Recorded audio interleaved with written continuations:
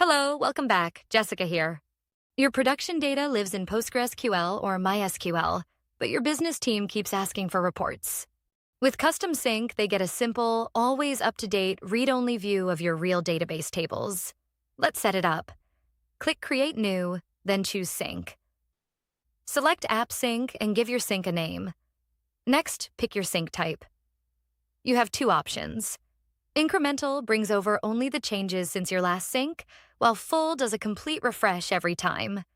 You can also decide what happens when a record is deleted at the source. Either remove it from your synctable to, or keep it. Then choose how the sync triggers. Go manual to run it on demand, or scheduled to run it automatically, hourly or daily. For now, let's keep it manual. Finally, select Custom as the category and click Next. Now, pick your source. You'll need to create an integration. Or if you already have a connection, just reuse it. Enter your database credentials, the password and the database name you want to sync. Test the connection, then click Create Integration.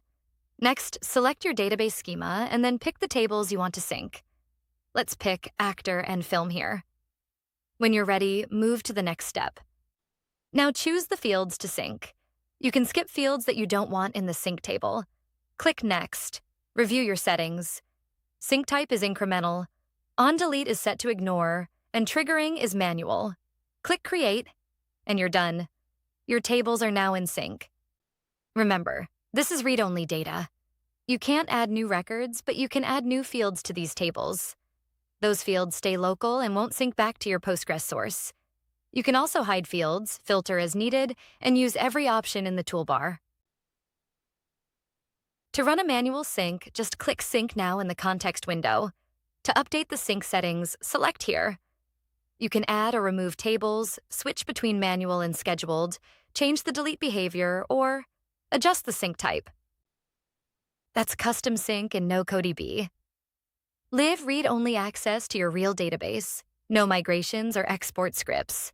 Like and subscribe for more.